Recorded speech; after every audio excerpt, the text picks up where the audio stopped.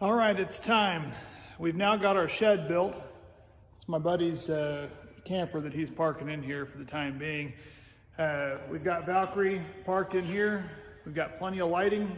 We don't have the heat systems in here, and it's not insulated yet, but it's out of the elements, so I can get started on tearing part of this roof off. If you've seen part one, you've seen how we have installed the HVAC system into the bay right there. Phase two here is going to be tearing off all of the apparatus on the roof with the exception of the skylight, the bathroom fan, and then the vent for the tanks that's up there. The rest of the stuff on the roof, the two AC units, the antenna, the front fan, the refrigerator housing, vent for the gas because we no longer need that. All of that is getting stripped off and making way for the solar, which has been ordered. As well as we're going to be doing preparations for the battery installation. So looking forward to that. We're going to get up on the roof and start tearing this stuff off and see what we run into. We will be keeping the horns, but any of the antennae like that one or the television thing that has been disconnected and pulled out, a refrigerator piece right there is going to come off and get a flat piece of metal bolted on over that. The two AC units and that front fan are coming off. I'm going to go ahead and also remove all of the railing around the back as well as the rear ladder and cleaning the whole thing off and filling holes and patching as we go in preparation for the roof sealant, which we'll be cleaning up and putting on over the top. Several layers of a commercial grade roof sealant over the top of all this to cover any of the little existing holes that may or may not be there. And go ahead and wrap that around the edge and make sure that there's no chance for leaks, because once I mount this solar, I do not want it to leak. So let's get started.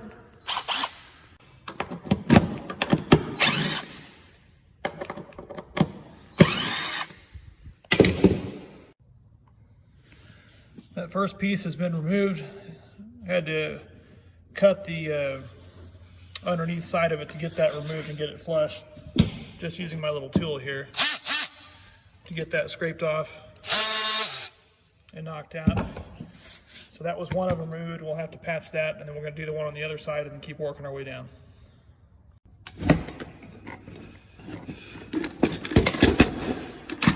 There's that.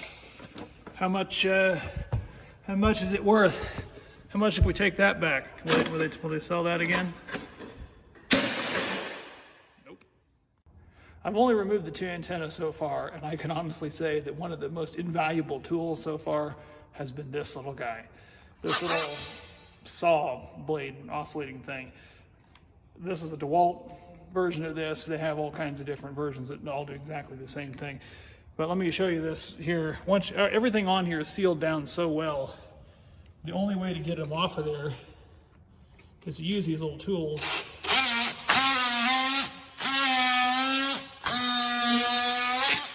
Go through and slowly cut the sealant underneath there, so that way you can pry these things up because they're just sealed on there too well.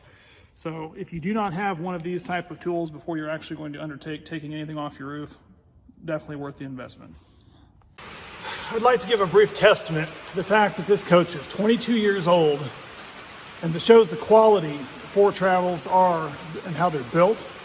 I just removed the fan off the roof. And have a look at this. This is one of the original fans that was there. And I'm removing it, and it's got all the sealer and stuff on there.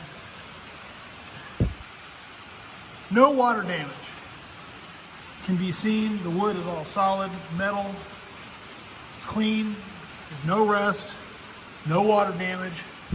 It blows my mind with how solid these coaches are.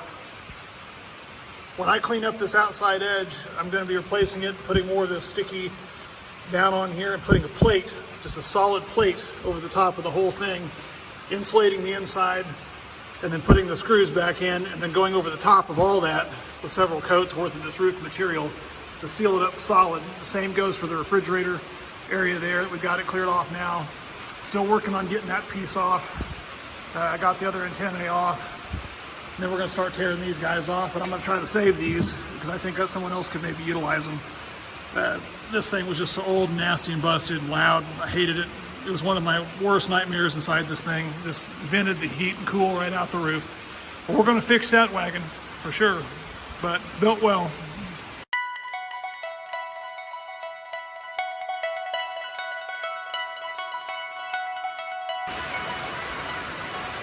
We'll now be removing the air conditioning cover. To do that, on this particular model, there are 4 screws. There's 2 in the front, 2 in the back corners, 1 there and 1 on the other side. These particular ones are done with Phillips head screws, and then this will lift off, giving you access to your rooftop air conditioning unit.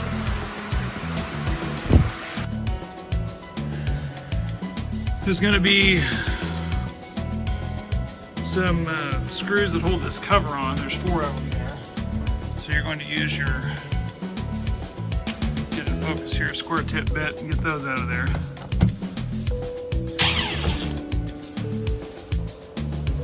Now that the cover's off, we've got to disconnect any communications lines that there is here and sever any kind of lines that are going to the AC unit on the roof, which we've got some lines that are running to the AC unit.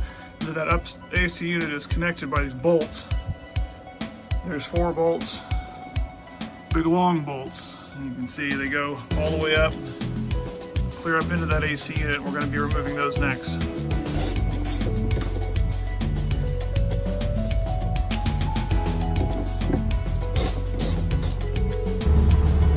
Here we are in the one in the bathroom. It's got the same vent cover. Again, you just remove the vent cover and feel free just to throw that on the floor like I did.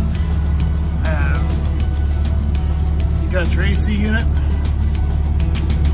you got your wires, junction box, communications wires, same thing, same as the front. So you're gonna get your flathead screwdriver, pop these little guys off, and then take out the 4 of those. 4 of those, then go up on the roof and slide it over. Then you can disconnect all this stuff up there. We removed the bolts, and I've unscrewed some of these connecting wires. You know, left them all hanging. A little bit of tape, I'll probably go ahead and cut that off. Then everything should be loose enough that I can lift this up on the roof and then cut and electrical tape the split ends here and get some help lifting that dude off the roof. They'd be heavy. Now we've got those 4 bolts removed. This is in good shape. It should just lift right up. Say that. Maybe it's stuck on there better than I thought. It's heavy, but it is off of there, so we'll just have to get it picked up and slid over so we can get the cords disconnected and move on to the next one. It's dirty, but it's gone.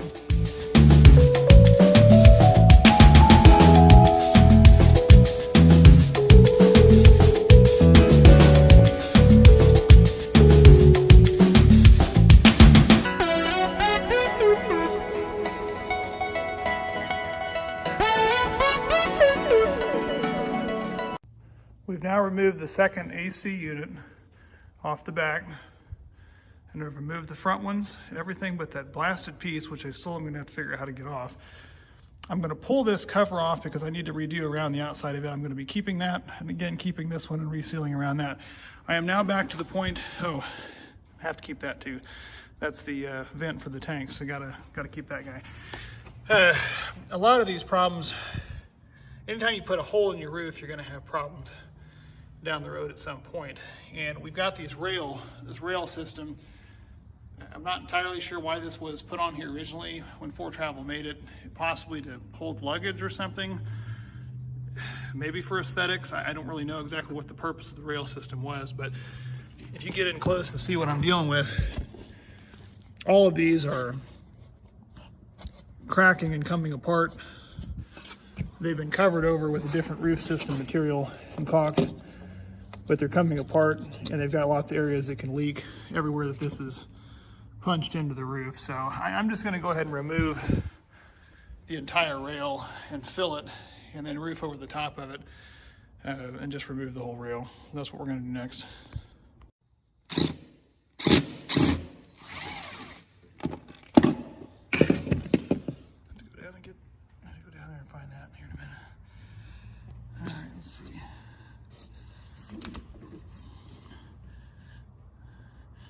Looks like they'll all just come off. I can already see there's been some water damage underneath, but we'll go ahead and pull the rest of these off and have to work on sanding and cleaning those up and filling those holes.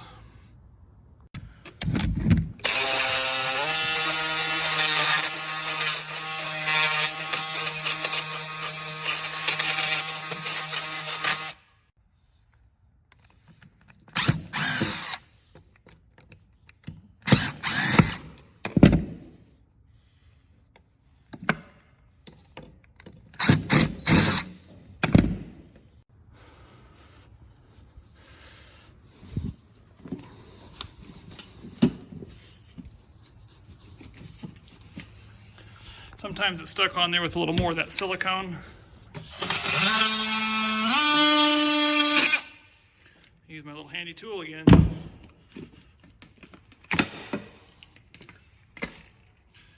And it just popped off there. Now, of course, you're going to have nasty areas that got to get cleaned up. And since we're going to recoat this anyway, cleaned up.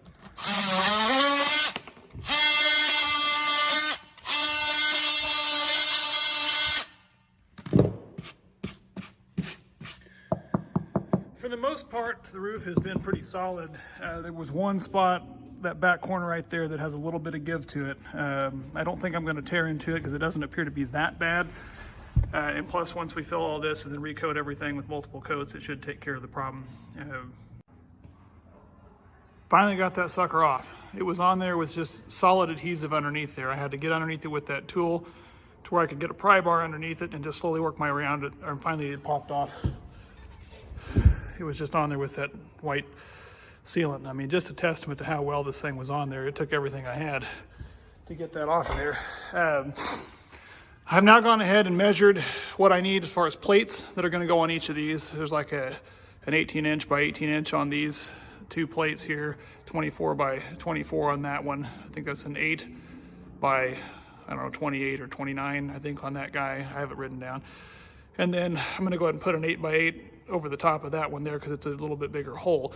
All the rest of the small holes I'm going to be filling with this product here, just in the small screw size holes. And then on top of that, once that dries, we'll be going over the entire roof with a commercial roof sealant, silicone sealant system that we've got to redo this. And what we're going to do is put we're going to clean it off first after I put the plates down and secure those and seal those down. Clean off the roof, then do one coat of the sealant, turn it all pretty white again, and cover everything 100%. And then we're going to go back and put the mounts in for the solar. I'll have to line all those up. And then on top of that, we'll screw those in and then go over the top of it with another coat of the sealant just to guarantee nothing's going to come through. And then mount the panels, and then hopefully, fingers crossed, won't have to be back up here again. But that's how it's been working so far. Everything has been coming off like it should. It is dirty, as you can clearly see, but it is definitely coming together. The panels that we took off of the inside and outside, I thought about replacing those back up once we removed the AC units, but there's no point. They're just vents. I'm going to backfill them with expandable foam anyway.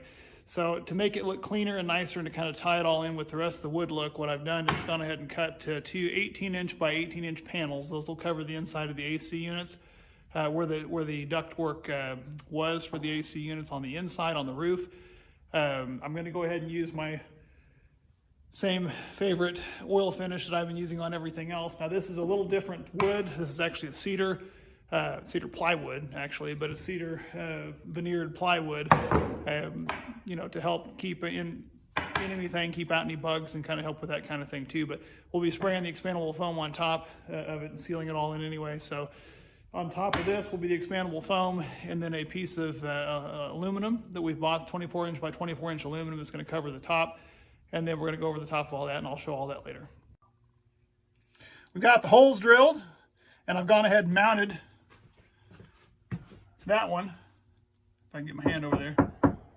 That's up there. And I've got this other thinner one put up over here. This material actually came out of the coach. It was a thin Luan type board that came out of the coach, but it actually matches all the cherry wood that we've been putting in here. I don't think it is cherry. This is cedar, and I've got another one out here that we're going to put over the back one. I've pulled all the interior. We've got to tape these off still. I'm going to pull this metal plate out, and it'll leave a gaping hole. We'll cover it up, and then all the big holes will be covered, and we'll be ready to go up on top.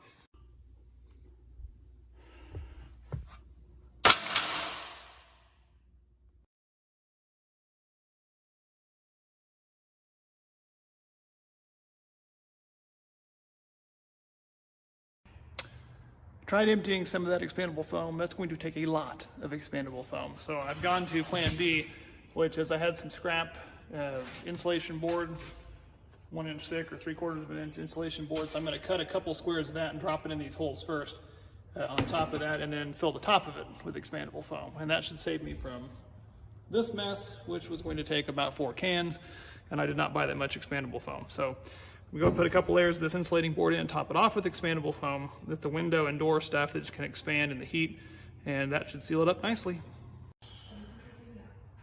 All of the big roof holes have been put the blue foam inside as well as the expandable foam. We got to let that dry. We're going to cut that then flush with the roof, and then we'll be installing these aluminum panels. One of them will have to cut, but those aluminum panels will be cut and then put over the top of those and sealed down. And then on top of that, we'll be ready to clean it off, give it a good wash, and then put the coating on.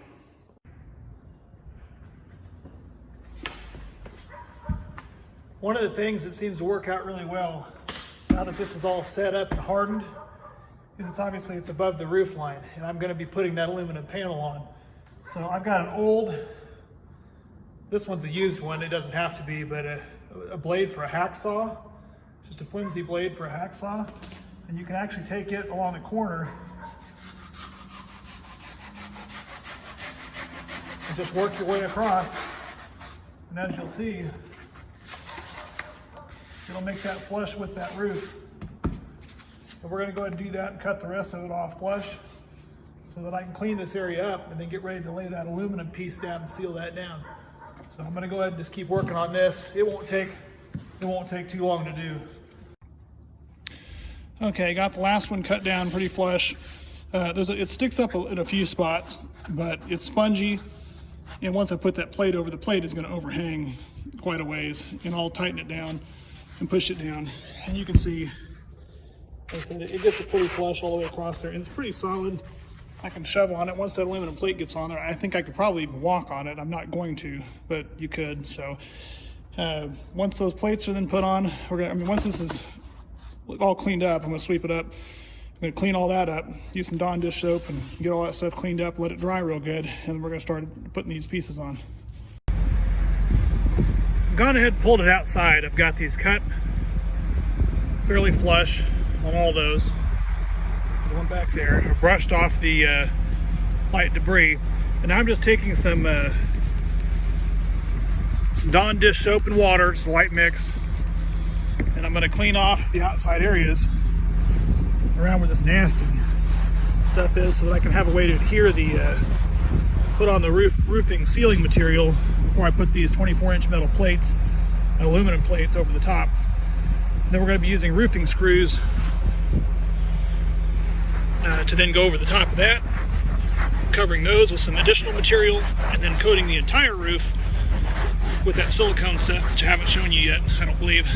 And it's a commercial roof sealer we use on the apartments that we have, on a 6-story high-rise that we have that gets a lot of wind, and it still seems to hold up real well, so I'm going to use it on this too. But just get all this stuff cleared off, and we'll move on to the next step. Got these smoothed out, and I've got my metal sheets. There's actually 3 of those larger sheets there. I think they're 24 by 24. These are actually, I believe, 16 by 16 inch holes. They had larger on top of them, but I've got the metal plate that's going to go out a lot further than this. But before I put that on there, I'm going to put it on there with this Quad Max OSI that basically bonds to just about everything. It's a roof and siding, window, door, and siding sealant stuff that works for bonding anything from, where's a list here, all that stuff, which we're going to be using some coated aluminum, and this is a fiberglass roof, and basically anything else that's on the list there, I guess that's the Spanish side, it'll stick to. So we're going to go ahead and use this stuff and coat it on real good all around the outside, and then I'll be putting on that metal piece, bolting it down with roofing screws with grommets through there, and then I'll be covering the top of those with some additional of this. Now, I happen to have had a bunch of extra of this from a previous project. This is a sound deadening mat. It's a very sticky tar-based sound deadening mat for underneath engines and also doors of cars for stereo equipment. And it's not going to be necessary, but I thought I've got it anyway. I'm going to go ahead and put a couple layers, one layer of this across each one of these and smash it all down with the tar around the outside edge first before I coat all this stuff around, and then smash down on top of that just for extra sound absorption, if nothing else. I don't know. I don't think it's definitely not a necessary step. This is just something I happen to have, so I thought I'd go ahead and use it. So I'm going to go ahead and stick that on there, and we'll see how it rolls.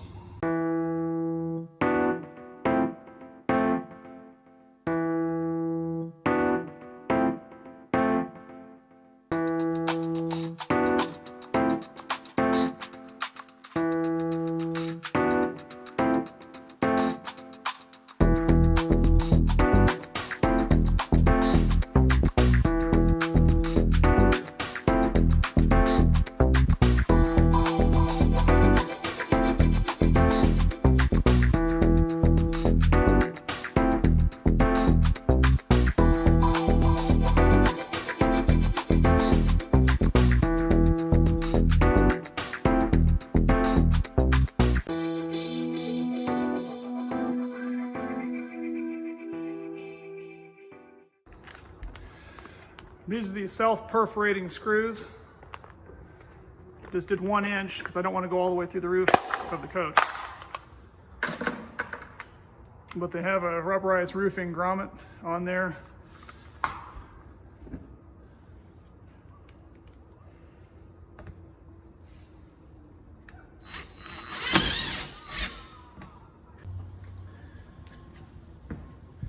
Here we've got the refrigerator hole. I've got some insulation, squirted in and cut it off. I've got some of this. It's going to be a little bit wider than my plate, so I'm going to have to cut it down first.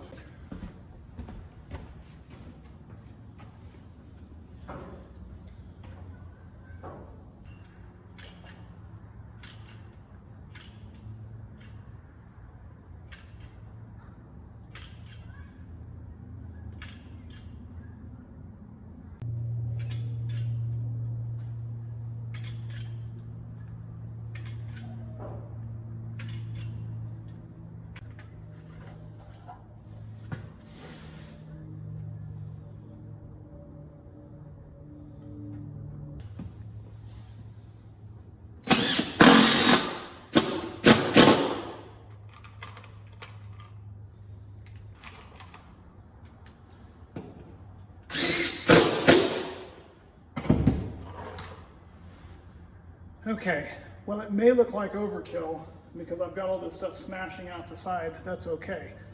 That's actually what I think you want to have. I'm going to go along and smooth it around and clean it up a little bit around the edge, especially on this front edge where it's all oozing out. But this had to go over a curve, and I wanted to make sure that when I was bolting this down, that it bolted on there and got all that stuff absolutely everywhere so that there's no chance for this to leak even after we go over the top of it.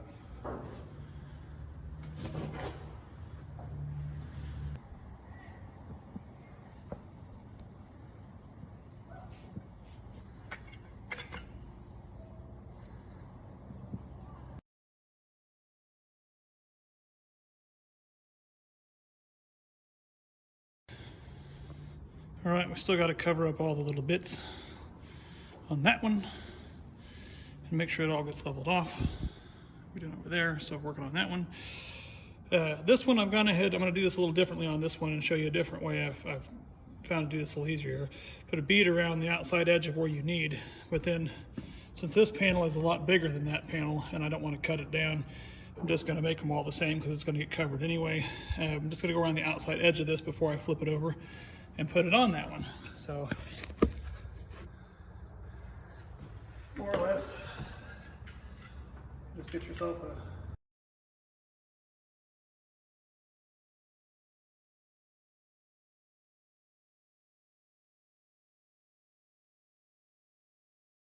center it where you want it.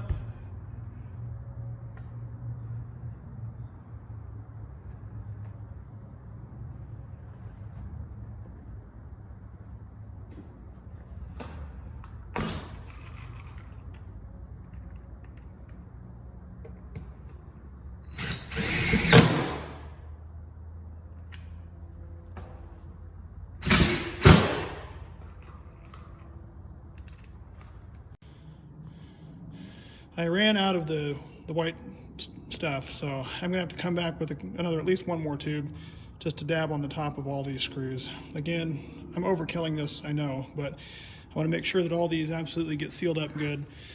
They look dirty. They're a little bit dirty. It's mainly just the reflection off of the roof of that. It's actually pretty shiny. Aluminum product, coated aluminum. The way I've got it in here and sealed up now, just to give an idea. That's me standing on that, putting 200 pounds right in the center of that, and it doesn't budge. So I feel very confident that both of these, including that one, are going to be sealed up well and structurally should be fine, especially once I dab over the top of those. And then I'm going to give this thing a good bath and then coat the entire thing in the 2 coats minimum of the roof stuff. I went ahead and covered these pieces. I was going to put a piece of metal over this. I didn't think it was necessary, so I changed my mind. I'm just going to cover it with some of that white window sealant stuff and then 2 coat it with the other, and it should be fine. And did the same with those little spots. That was the only one I was questioning putting another little piece of metal over, but the more I thought about it, that's just how it ended up. So here's to hoping. We're going to wash it now, clean off all the dirt so we can prep it for the silicone roof sealant. So I've just mixed up some Dawn dish soap and some water with my RV brush here. I'm just going to give it a quick once over.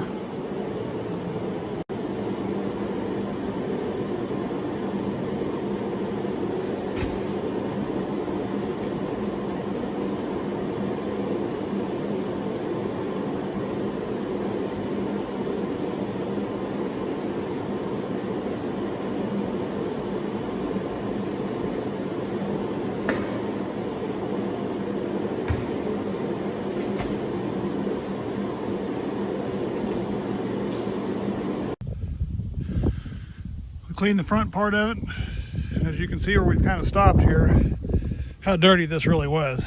You don't pay a whole lot of attention to your roof, but dang, it was bad. But we'll get it all cleaned up and then get it dried up, rinsed off, and get it ready to coat it.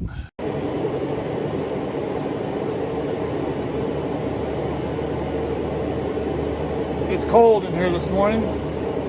Woke up, it's about 34 degrees. I see my breath, but it's going to be a high of about 56. And in this red barn with the sun and a high of 56 and a couple of space heaters going, I should be able to get it up to operating temperature that I need to apply this roof product. So what I'm going to do is get the coach taped off, which is what I started doing here. I bought some plastic that's 10 foot long, which should cover most of it, and it's 25 feet long, so it'll go the full distance down the edge. I bought 3 rolls of that to completely wrap the entire 34-foot coach without much problem. And I'm just going to go along and tape anywhere that I don't want to put this roof material. I've opted to go ahead and make sure all this is sealed down, it's not leaking now. I'm gonna go ahead and roll and caulk and do the roof material all the way out past where it is. I could stop it short, but then of course if any of these other little spots leak or anything else, I'm gonna have a problem. So I'm gonna go ahead and run it and coat the whole thing with several coats of it over the top of all that. If in the future it ever does have a leak, then I'll have to track that down and find out where any of these have expanded or contracted and put some additional caulking down there. But since they're not leaking now, at least that I'm aware of, I'm going to go ahead and go a little further on that. And then when I get around to the outside edge over here, I'm also going to go a little beyond where the existing textured roof material is as well. Not too much further because I don't see a need, because this is all one solid piece. So there's really no reason to run it all the way down the edge, but I'm going to go a little further just to cover that, just to give it a good clean look. So let's get her started. It's gotten a lot warmer in here. I've even shut off the heater. About to take off my coat. It's getting a little warm. The coach is now wrapped. Still got to get the mirror tucked away, but the rest of the coach is wrapped in that 10-foot plastic all the way around the roof. The only thing I've got left exposed is the horns and that one little fan back there. So I'm getting ready to start rolling this dude on.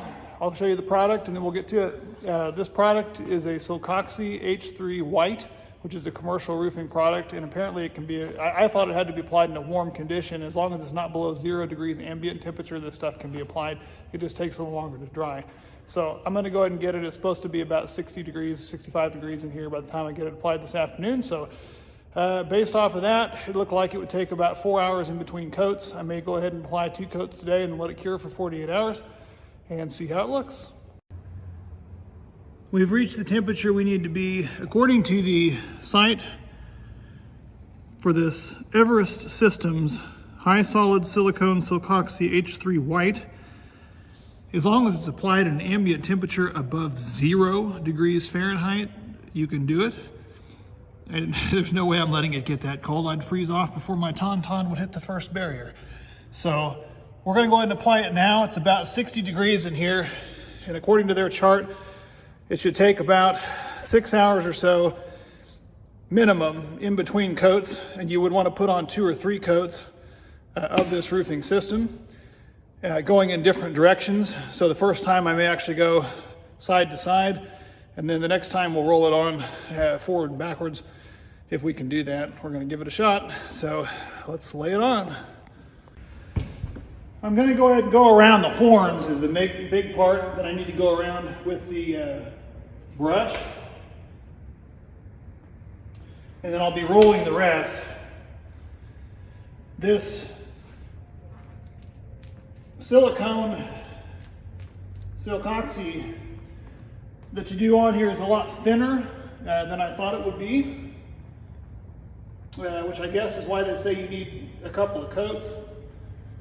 But we have had really good luck with it in multifamily properties. A couple of interesting things about this product that we've used before is, one, it has an amazing ability to resist heat. You can go outside on a sunny 110 degree day and put your hand on this and it'll feel cool to the touch. So it reflects an amazing amount of heat and sunlight, and that's going to help us keep this coach a little cooler.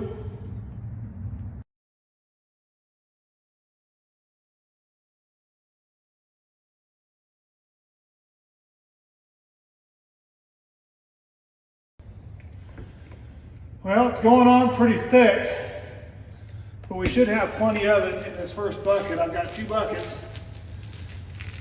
The gentleman that is a commercial roofing contractor said just to dip this directly in the bucket and just roll it on. There's a lot of times you don't have as much time to work with this.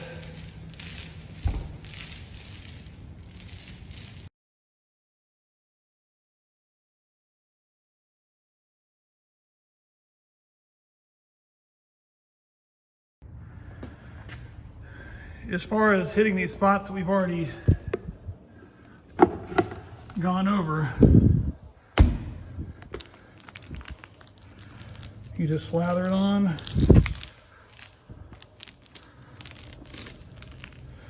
And go right over the top of it.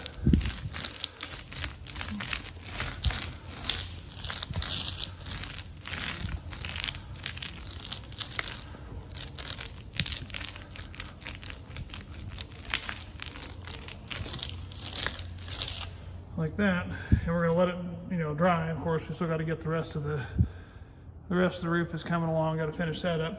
But so far, I've done over half of the RV and haven't even quite used half of the bucket yet. So I should have plenty in one bucket, and I'm laying it on pretty thick, enough to at least lay one thick coat on, let it dry, and I've got the second bucket to hit it again.